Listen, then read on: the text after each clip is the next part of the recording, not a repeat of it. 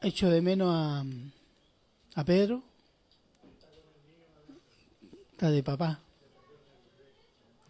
Y Rodolfo. Rodolfo. Rodolfo. Está invitado a escuchar la palabra. Ya. Vamos a Efesios 1:3, por favor. Vamos a comenzar desde allí, que es el versículo lema, versículo clave del libro que estamos estudiando, que es el libro o la carta a los Efesios. ¿Qué dice Efesios 1:3? Ya. ¿Lo leemos todos? Bendito sea el Dios y Padre de nuestro Señor Jesucristo, que nos bendijo con toda bendición espiritual en los lugares celestiales en Cristo. ¿Qué significa eso? Que estamos... Amén. ¿Qué más? Completos. Porque dice toda bendición espiritual. Estamos completos. ¿Dónde? En los lugares celestiales. ¿En quién? En Cristo. ¿Cuándo? Y dice el versículo más abajo, según nos escogió en Él antes de la fundación del mundo. ¿Para qué? Para que fuésemos santos y sin mancha delante de Él. ¿Cómo? En amor, habiéndonos predestinados. ¿Para qué? Para ser adoptados hijos suyos. ¿En quién? En Jesucristo. ¿Por qué? Según el puro afecto de su voluntad. ¿Para qué? Para alabanza de la gloria de su gracia, la cual nos hizo aceptos en el amado. El amado es Cristo. Se fijan toda esta relación, comenzando del primer versículo. ¿Quién hace todo esto? ¿Quién da la bendición? ¿Quién predestina? ¿Quién llama? ¿Quién salva? ¿Quién bendice? Bendito sea el Dios y Padre de nuestro Señor Jesucristo. Y Dios lo hace en Cristo. ¿Cuál es el tema ahí? Y quiero referirme para introducirnos. El libro, la carta a la iglesia de Éfeso, nos habla de su introducción, de la soberanía de Dios. Dios decide el cuándo, el cómo, el quién, el por qué, el para qué y dónde. Porque eso es lo que se refiere ahí, Él da todo eso. No habla ninguna intervención humana. El creyente se portó bien, el creyente merecía... No, nada. Él lo da por el puro afecto de su amor, por el puro afecto de su voluntad. Toda la Biblia, desde el primer capítulo de Génesis, comenzando por el primer versículo, nos habla de la soberanía de Dios. ¿Qué dice Génesis 1:1? ¿Quién está en Génesis 1:1? Hermana, ya. En el principio creó Dios los cielos y la tierra. Ya, ahí nomás. Eso. No comienza dando explicaciones. Yo soy Dios, ni siquiera se presenta. Yo soy Dios, soy todopoderoso, tienes que saber esto. No. Dios creó cielo y la tierra y todo lo demás. Entonces eso habla de ¿qué? De la soberanía de Dios. Y la soberanía de Dios es gloria de Dios. En teología, déjeme explicarle esto, hay dos posiciones respecto a la orientación global de la Biblia. Algunos dicen que el propósito de la escritura, de la revelación, es soteriológico. ¿Qué significa? Significa que es para salvación. Que la Biblia es una historia de la salvación.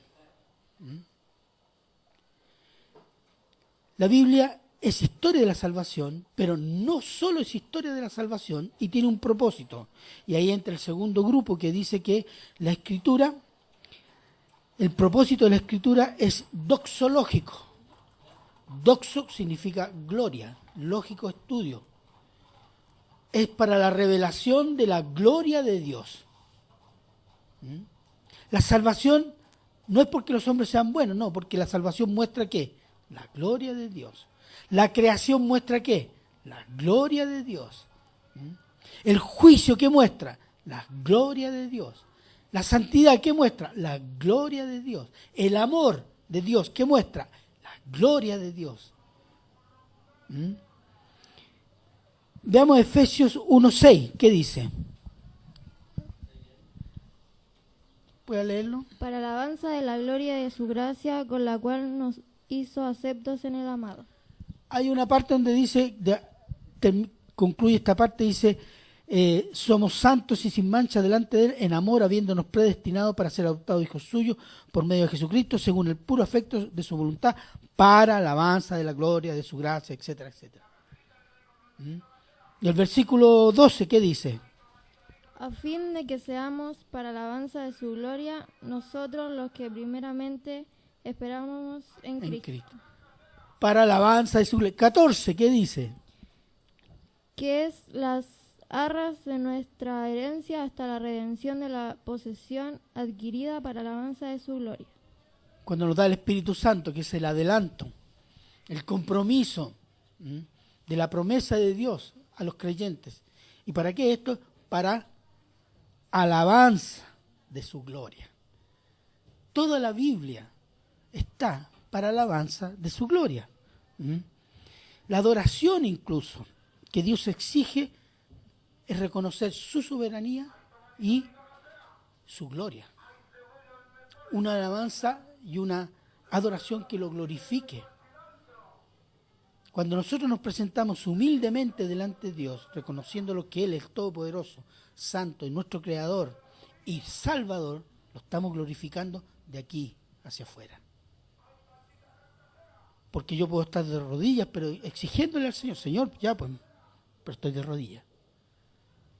Mi cuerpo está de rodillas, pero mi corazón está altanero. Si yo estoy de rodillas de mi cuerpo, tengo que estar de rodillas de mi corazón. Señor, perdóname, mira, me equivoqué. Señor, tú eres santo, tú eres perfecto. Esa es la alabanza, reconocer qué cosa, su soberanía, nuestra dependencia, su gloria y nuestra miseria. Entonces, esa es la adoración que Él pide. Veamos Éxodo 33, del 18 al 23, por favor.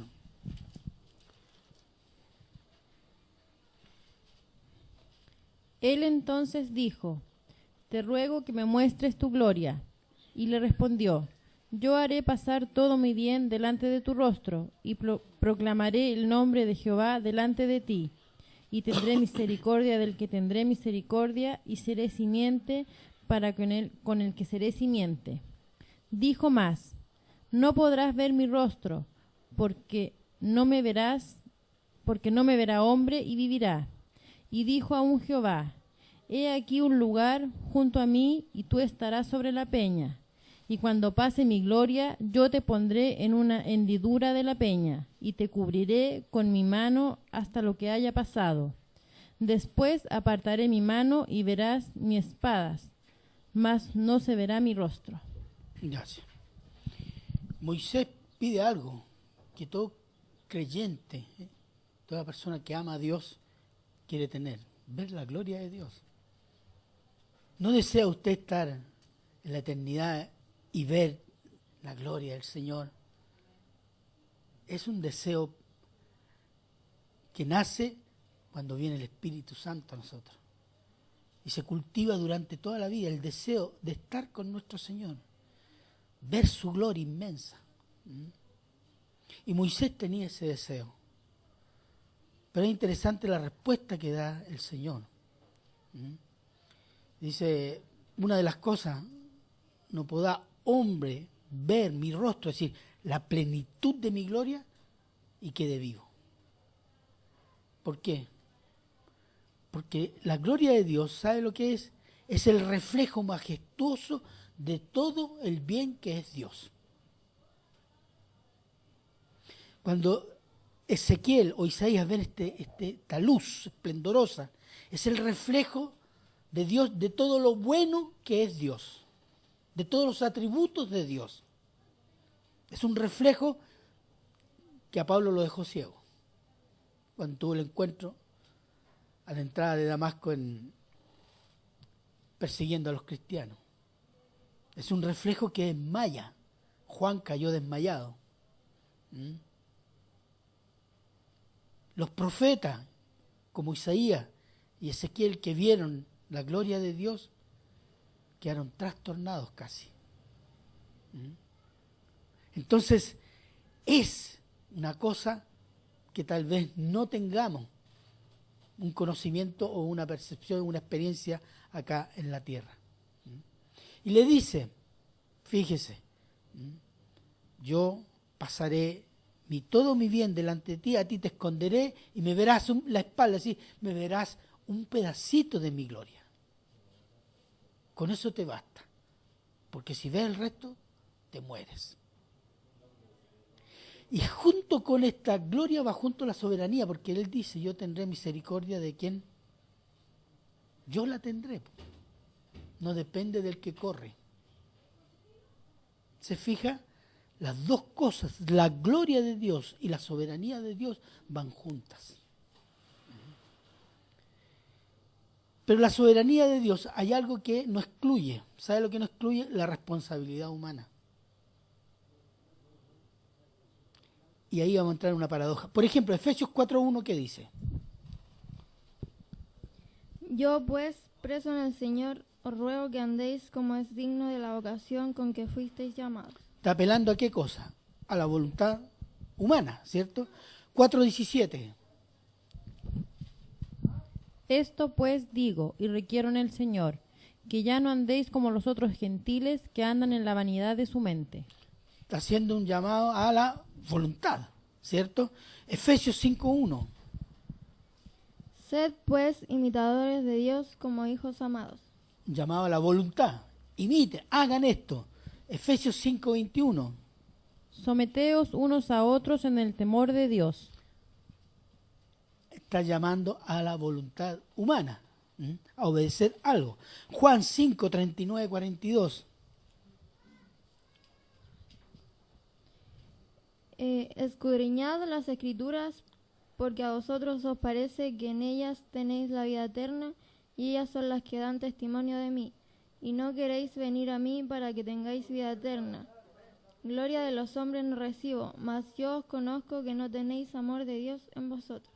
No queréis venir a mí. Hay una voluntad humana de rechazo a Cristo, que fue la de los judíos. Y Juan 3:16-18.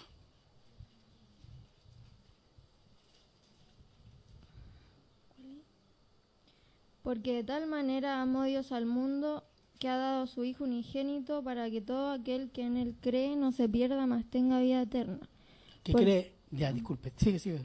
Porque no envió Dios a su Hijo al mundo para condenar al mundo, sino para que el mundo sea salvo por él. Gracias. Ahí no.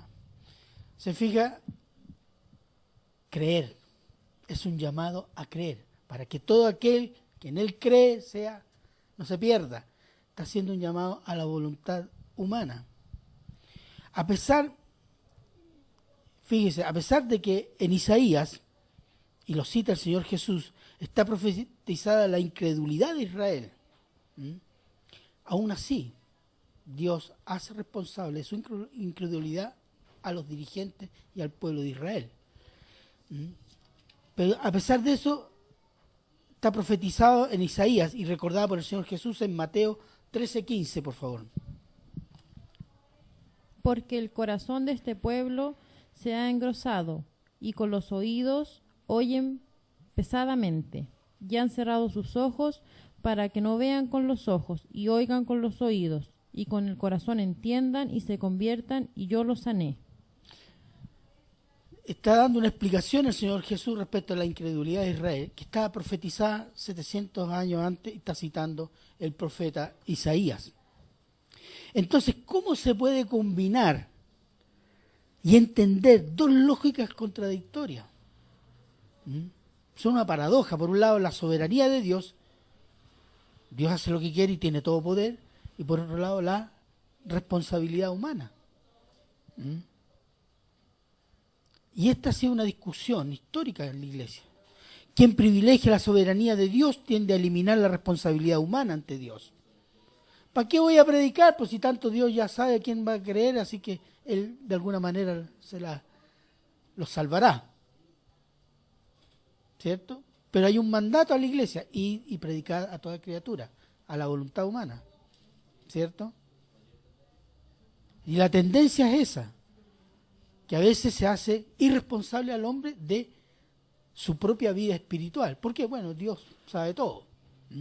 Y la otra tendencia enfatiza la responsabilidad humana y tiende a eliminar la soberanía de Dios, haciéndolo dependiente a Dios de las decisiones humanas. Si yo me porto bien, así que Dios me tiene que premiar. ¿No es dicho? ¿Qué dijo el Señor? Siervo inútil es, has hecho solo lo que se te ha mandado, punto.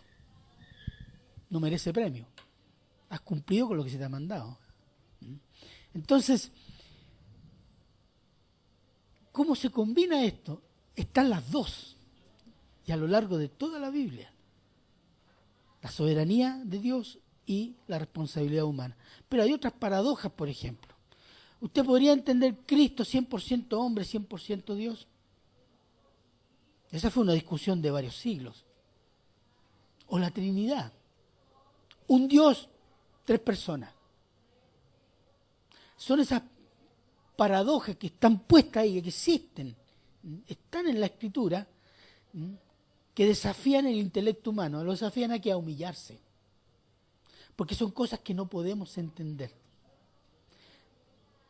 Nuestra tendencia es a buscar una lógica racional y entendimiento de la soberanía de Dios y la responsabilidad humana.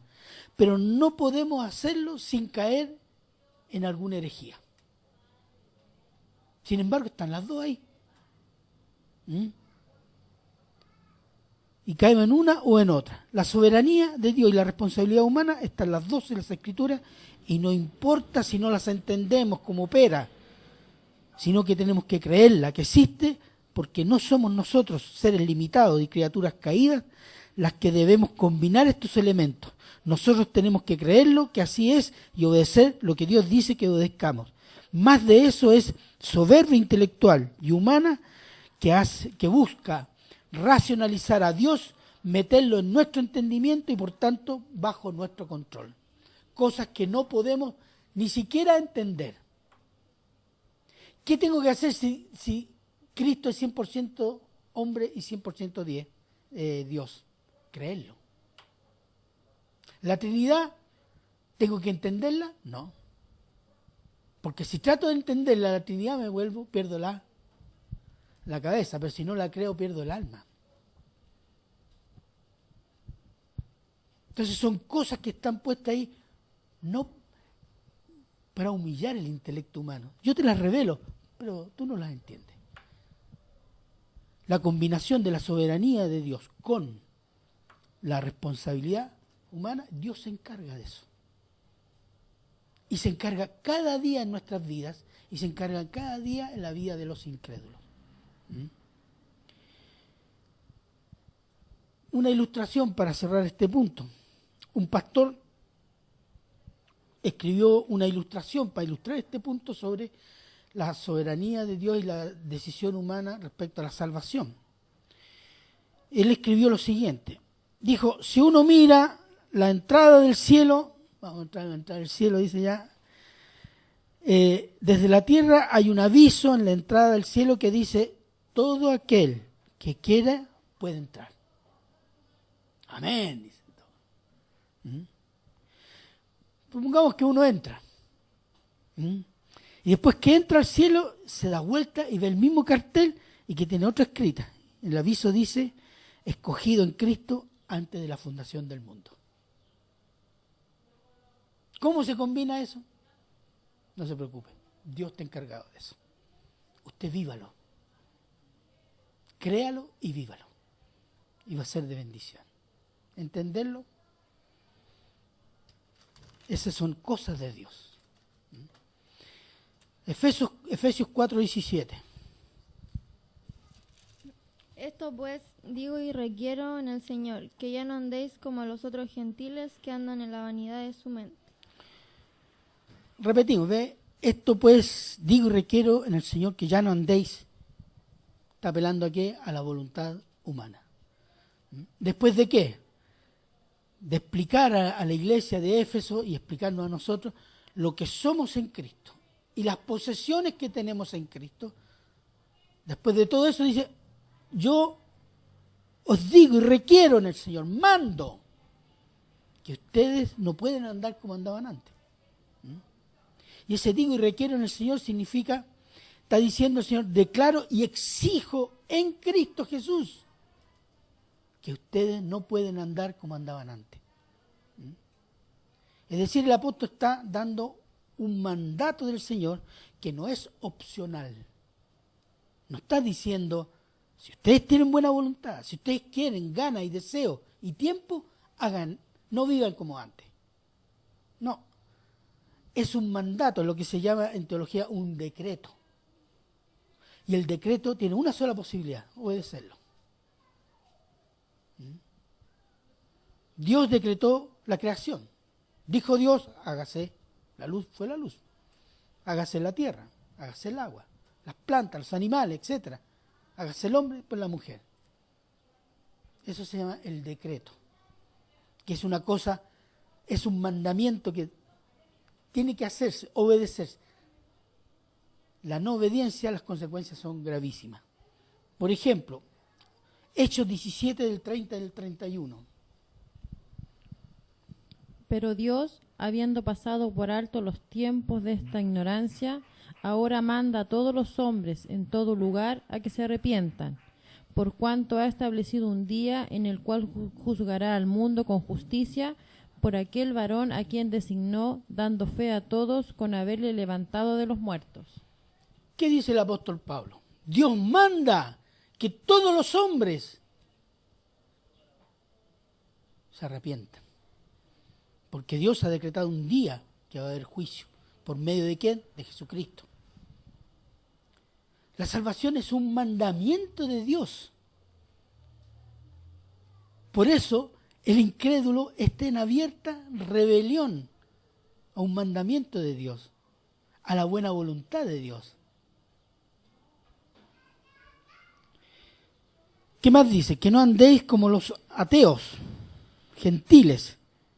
¿Cómo andaban los gentiles en Éfeso? Se refiere a paganos, no se refiere a... Porque dice a los otros gentiles. Ya no andéis como los otros gentiles, porque la iglesia de Éfeso eran gentiles. Entonces está hablando de los otros gentiles, ¿cuáles? Los incrédulos, los paganos. Dice que andan en la vanidad de su mente. Vanidad de su mente. Después el versículo 18. ¿Qué dice?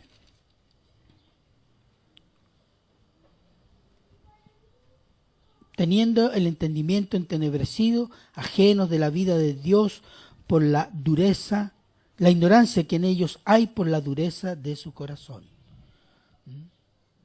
Tiniebla. No hay pensamientos de Dios. Hay solo egoísmo, hay solo maldad. Eso es pensamientos en tinieblas. Versículo 19. Los cuales después que perdieron toda sensibilidad, se entregaron a la lascivia. Pérdida de sensibilidad espiritual y moral. Para cometer con avidez toda clase de impureza. Deseos de impureza. Esto habla de depravación. Entregados completamente a toda perversión sexual. Cuando el apóstol Pablo escribe estas 4 características de los paganos, se está refiriendo a un contexto de lo que era la ciudad de Éfeso. La ciudad de Éfeso había un templo que se llama el templo de Diana o Artemisa, que era un gran centro de adoración pagana, que consistía en ritos sexuales hetero y homosexuales y orgías sagradas, que se hacían en el templo y fuera del templo. Por prostitutas, sacerdotisas, danzarines, eunucos, sacerdotes. La perversión sexual era parte normal de la vida de la ciudad de Éfeso. Entonces, por eso el apóstol habla de estas cosas. Ustedes no pueden vivir como vivían antes, así vivían antes. ¿Mm? Porque eso era la ciudad de Éfeso. ¿Mm?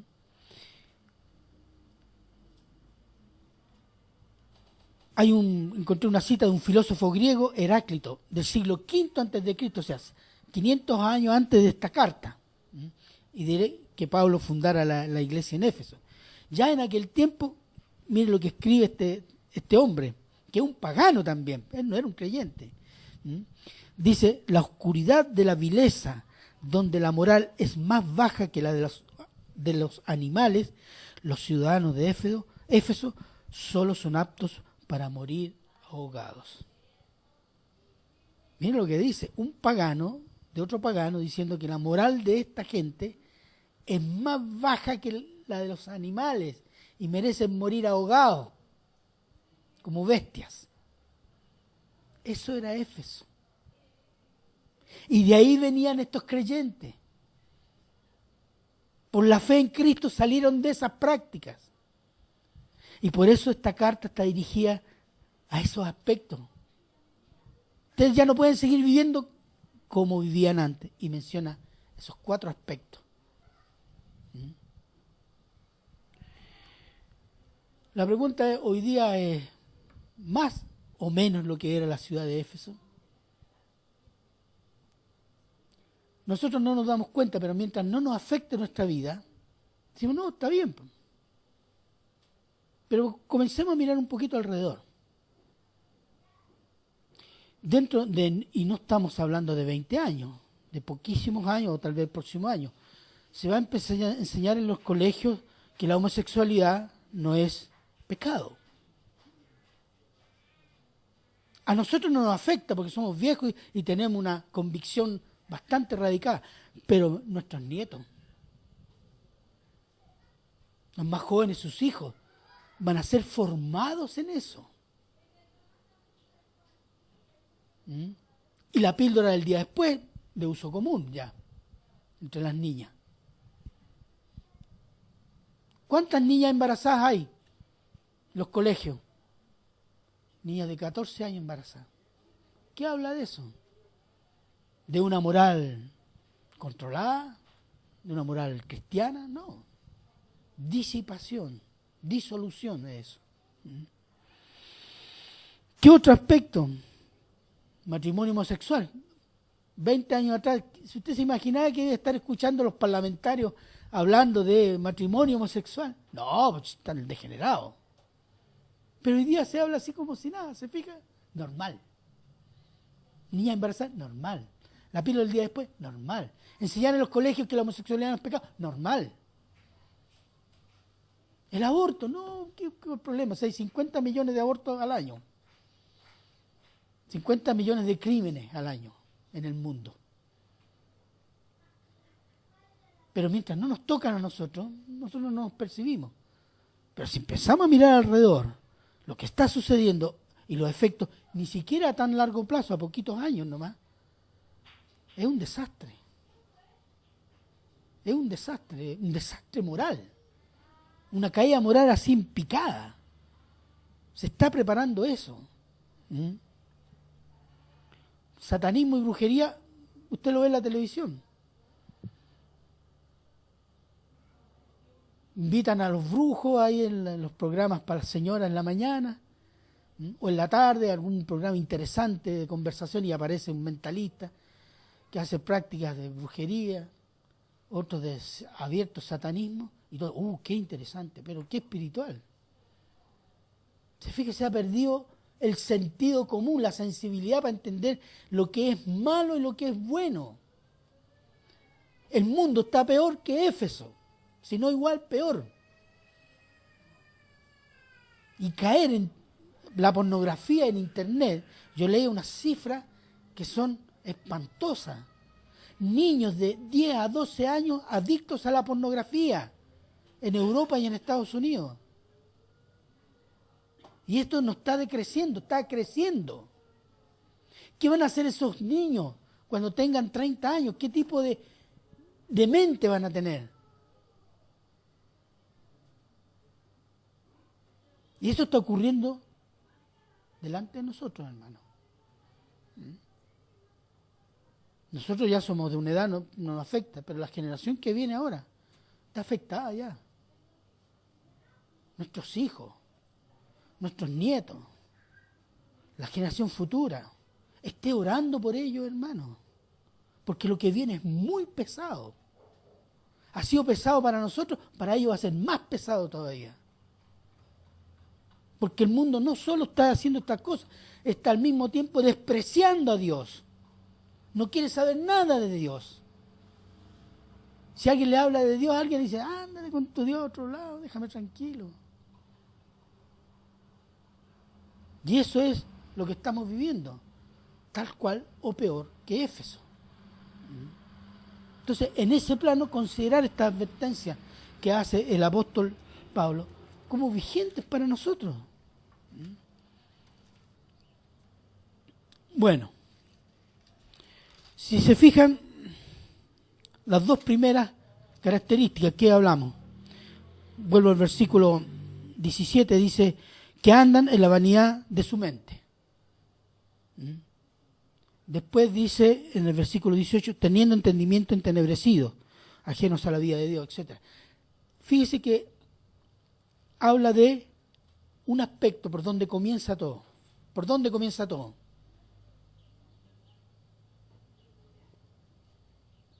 ¿Qué es lo que es el entendimiento? La mente. La mente. Una mente llena de pecado, una mente inútil. Y eso se refiere cuando dice vanidad de la mente, una mente inútil. En Génesis 6:5, por ejemplo, se lo leo yo, dice Jehová, y vio Jehová que la maldad de los hombres era mucha en la tierra y que todo designio de los pensamientos del corazón de ellos era continuo solamente la maldad. ¿Y cuál fue la consecuencia? El diluvio. Hoy día no es diferente. No es diferente.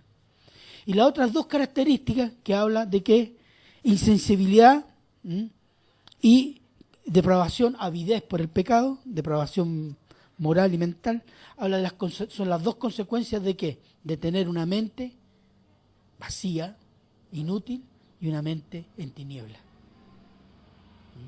Y los cuatro aspectos hablan de ¿qué? De aquí. Aquí comienza todo. En la mente. Es llamativo esto, que el apóstol llama la atención sobre eso. Pensamientos inútiles, mente en tiniebla. Todo comienza en la mente. Los incrédulos piensan diferente. Entonces actúan en forma diferente. Nosotros hoy pensamos diferentes que antes. Actuamos como pensamos hoy y no como antes. ¿Por qué? Porque nuestro entendimiento nos hizo cambiar nuestro sentir.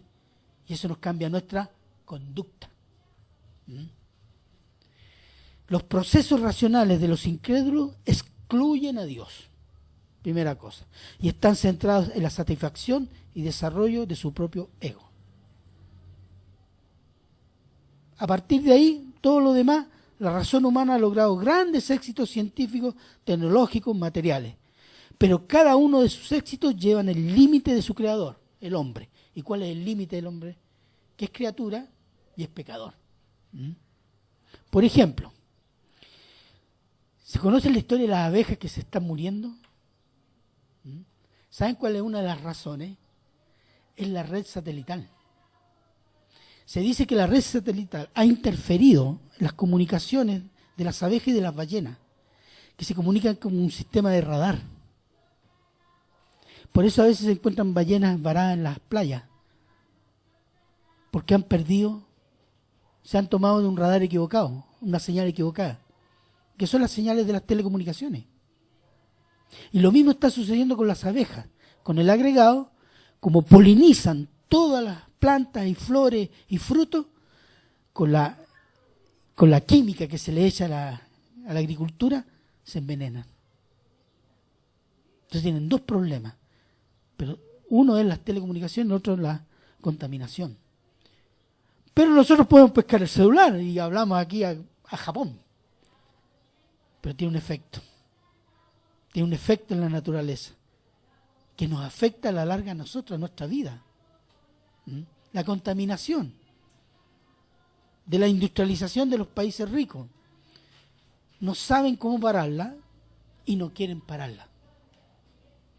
Porque es un gasto inmenso y nadie quiere hacerlo.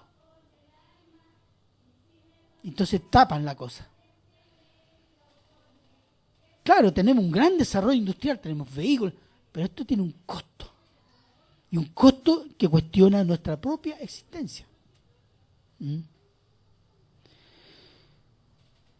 ¿Qué otro aspecto de la... Hoy día existe tecnología suficiente como para producir alimentos para todos los habitantes de la Tierra y producirlos en abundancia.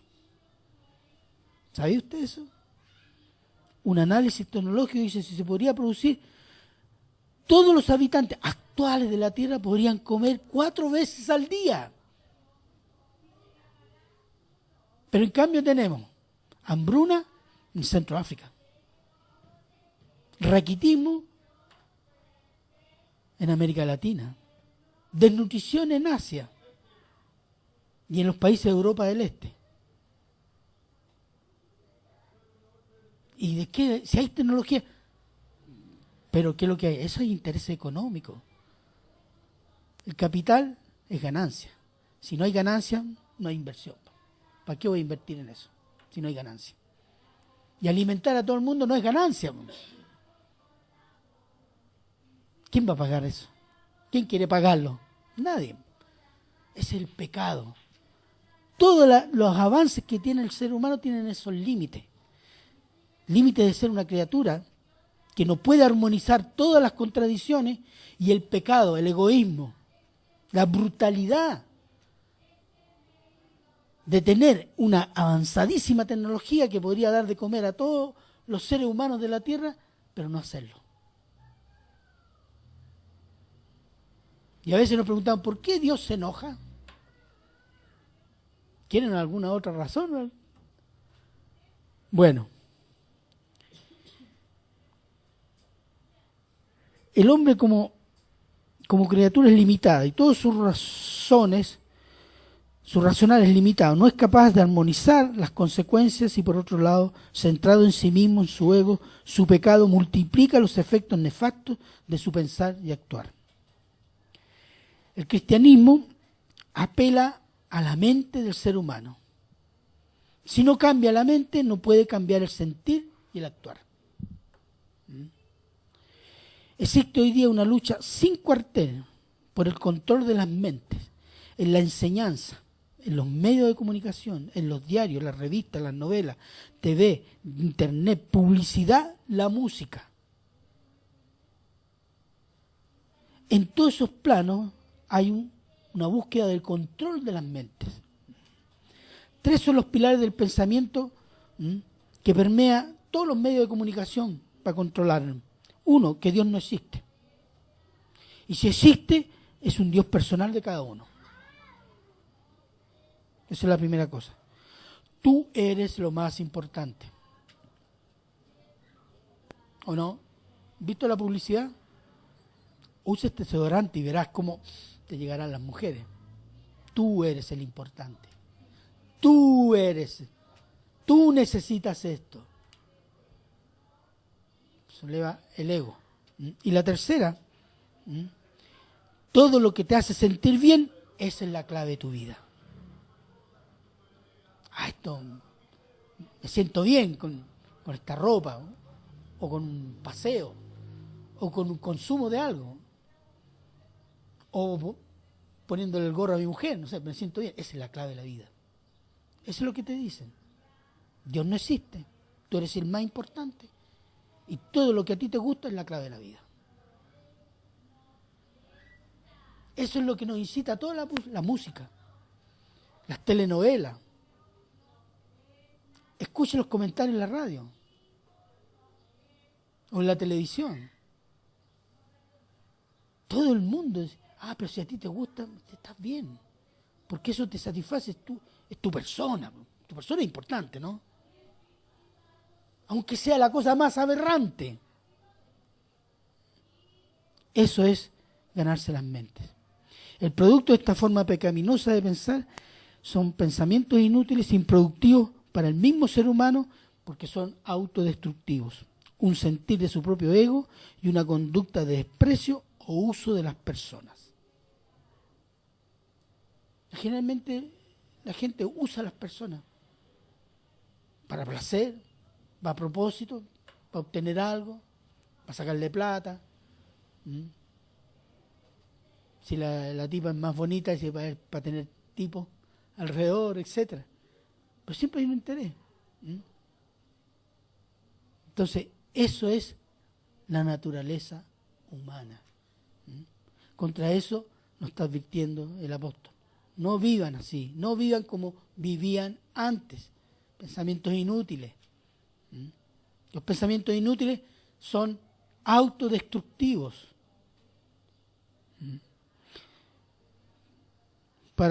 Vamos a concluir.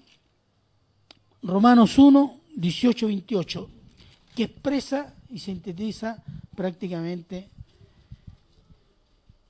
Porque la ira de Dios se revela desde el cielo contra toda impiedad e injusticia de los hombres que detienen con injusticia la verdad.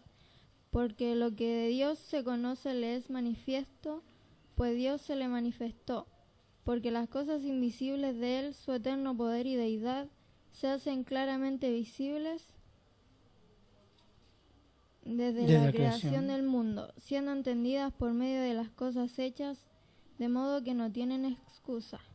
Pues habiendo conocido a Dios, no le glorificaron como a Dios, ni le dieron gracias, sino que se envanecieron en sus razonamientos, y su necio corazón fue entenebrecido.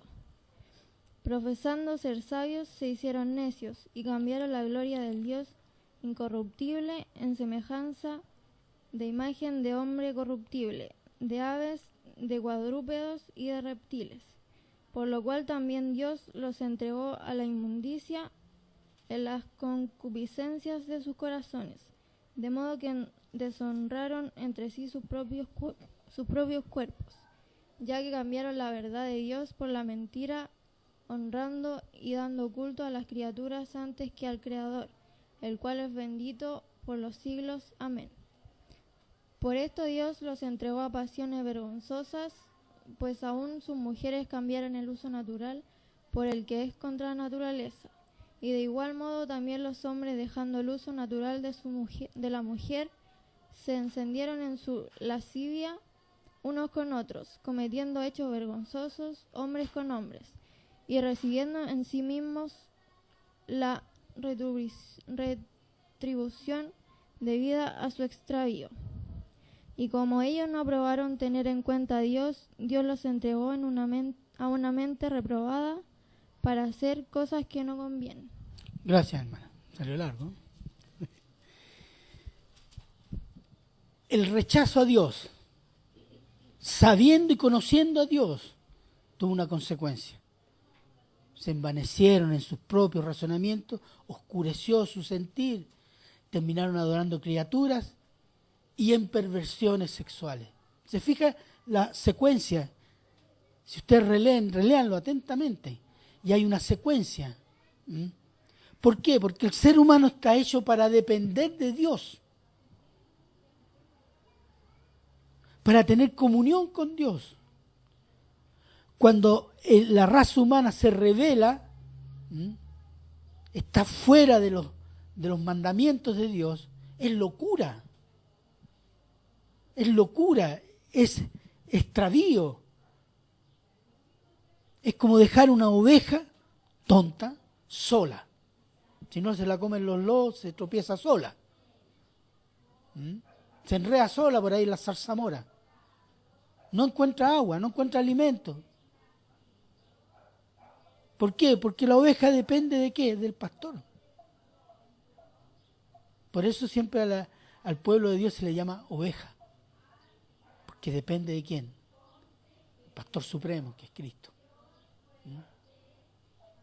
Entonces, todo el pasaje, y eso que estamos viendo solo el primer punto de los 4 que mencionó el apóstol Pablo. Pero ¿qué nos pone? Que la ausencia de Dios en nuestras vidas es corrupción moral y espiritual. y autodestrucción. El creer en Cristo nos da vida eterna. ¿Cierto? Por la fe en Cristo nosotros accedemos a la vida eterna. Esa es la promesa que tenemos. Y el crecimiento espiritual es a través de ¿qué? De mi relación con Dios. ¿Por medio de qué? De su palabra. Eso es lo que va centrando mi vida. Cada día. Y como somos en carne todavía, se nos olvidan cosas del Señor. Se nos olvidan. Y caemos. Y cuando se dice lea la palabra todos los días, es por eso. Aunque lea el mismo versículo. Es por eso, ¿sabe por qué? Porque somos débiles. Yo no leo la palabra porque soy santo, y no oro porque soy santo, porque me reconozco débil. Y necesito estar con el Señor para resistir la tentación, para obrar como Él quiere que obre. Porque cuando no lo hago según mi carne, y que a la escoba. Porque a veces he ofendido personas y he ofendido a Dios principalmente. Entonces, yo diría mi llamado es a tener presente cómo está viviendo, cómo se está relacionando con la palabra. Si hay cosas pasadas que todavía están presentes, como dice el apóstol, ya no vivan como vivían antes, ahora es todo diferente. Tiene que ser diferente, porque nos han sido dadas cosas maravillosas de Dios. Cristo, el Espíritu Santo, su palabra, la salvación eterna. Somos en Cristo y poseemos en Cristo todo lo de Dios. Y respecto a eso dice, compórtense de esta manera. Estén leyendo los primeros 3 capítulos, repasándolos. La enseñanza de los primeros 3 capítulos es una síntesis formidable que hace el apóstol Pablo de lo que es el cristianismo y de las bendiciones que tenemos y de lo que somos en Cristo Jesús. Así que esténlo repasando porque vamos a seguir reflexionando también sobre eso. Bien, hermanos, oramos. Padre eterno, Padre misericordioso, Señor, tu palabra ha sido predicada, Señor. He expuesto lo que tú has puesto en mi corazón, Señor. Yo ruego que el Espíritu Santo, Señor, haga fructífera esta palabra en nuestros corazones, Señor, dando una vida que honre tu nombre, Señor, y sea de buen testimonio para muchas personas que necesitan conocer a Cristo, Señor. Te damos gracias, Señor, por las misericordias que has hecho hoy día, y te lo agradecemos, Señor, en el nombre de Cristo Jesús. Amén. Hay Santa Cena hoy día, por si acaso.